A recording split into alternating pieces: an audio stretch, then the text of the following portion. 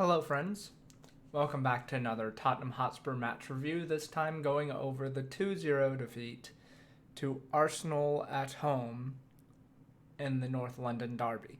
So, I kind of want to just actually not even do a match review and just say where this leaves us with the season. So, let's recap where we are right now. We are fifth in the table. We have 19 games played. The people right below us are Fulham with 31 points to our 33.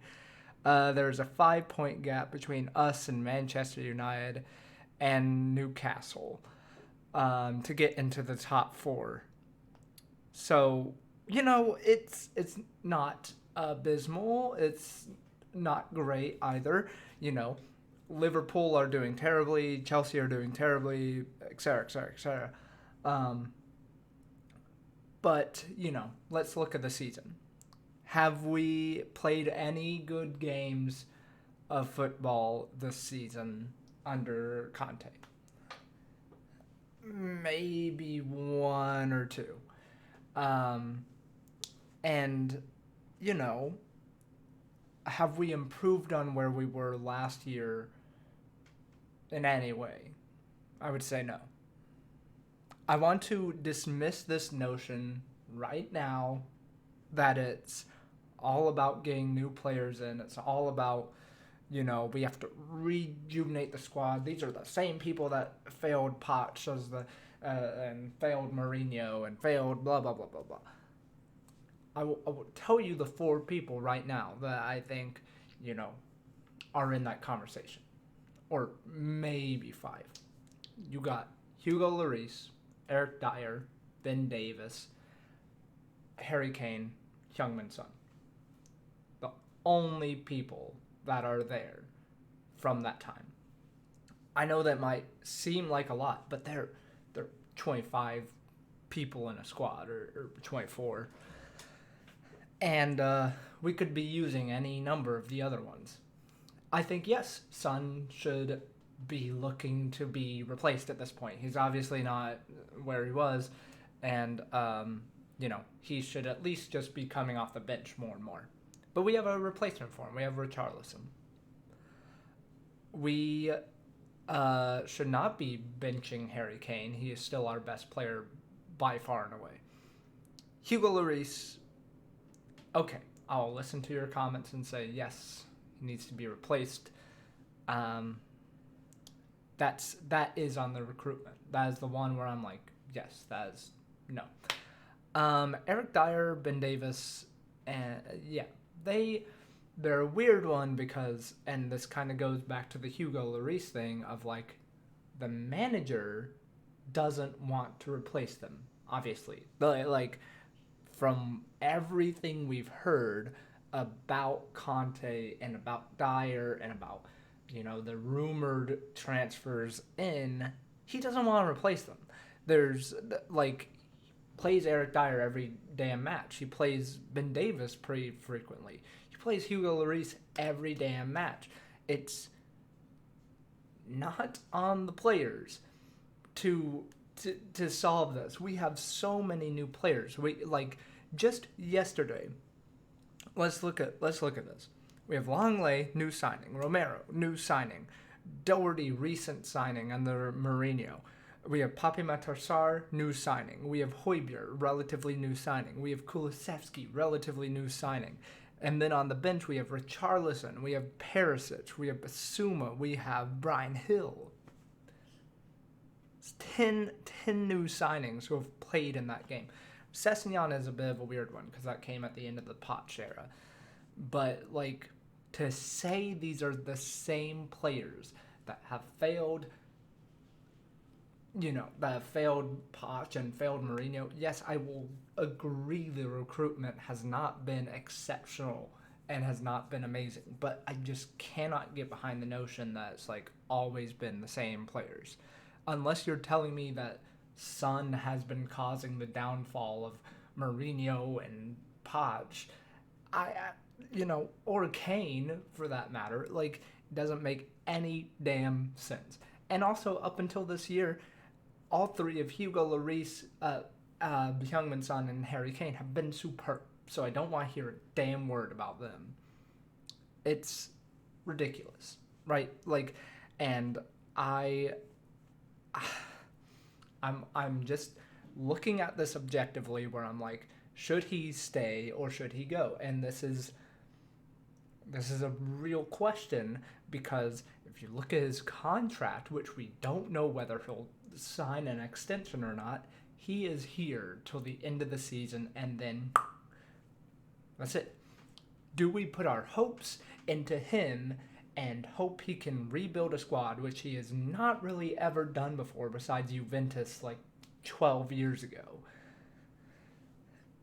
I don't know. Or do we just, take our losses, say, okay, look, we're just going to buy out the remainder of your contract, get a new, younger manager in, and go with them, and then have a project we can look for the future? There's been something that's happening this year in Contes Tactics where I'm just baffled. Last year, it was great. It was superb. It was like, it was how I wanted us to play. We were playing really good, exciting football. We were coming at other teams. We were passing the ball a lot. We were, playing to our defenders' strengths. We had Romero darting forward. You had Ben Davis running into the box. You had, blah, blah, blah, blah, blah, blah, blah. And this year, we just, look where we were under Mourinho, where it's like we're just looking to concede and then boot it up to Harry Kane and see what he can do. And I hate it. I really fucking hate it. And it doesn't work. It works sometimes, but it doesn't fucking work. We need a coherent structure and system, and we need something we're building towards. And I don't fucking care if we don't win anything this year or the next year. I just hate these false promises of okay, we're going to get a world-class manager, he's going to be a superstar, and we're going to give him everything he wants, and then we're going to win a trophy this damn year. Why are we doing this when we obviously can't? We are not a oil club. We are not a tycoon. We don't have billions amount of money that we can spend willy-nilly like Chelsea to do what this man wants. We have to choose one or the other here. We cannot just say we're going to hire the best manager in the world and give him everything he wants and then he'll succeed.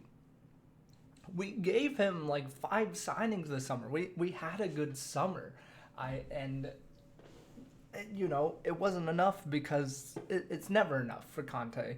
And also, it was probably second choice because that's the club we are.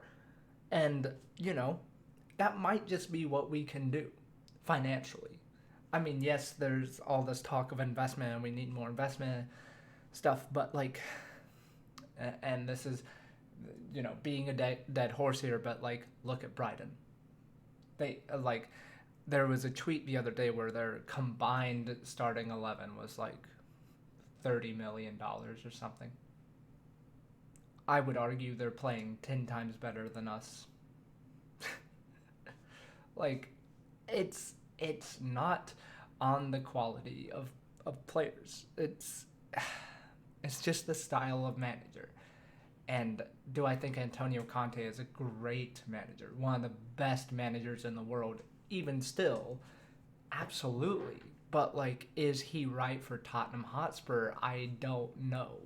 Levy and Paratici have to make a decision right now, which is, do we fully back him, 14 days to go in the transfer market, and buy him $100 million worth of players in the January window to somehow save our season and go forward in the Champions League and etc.?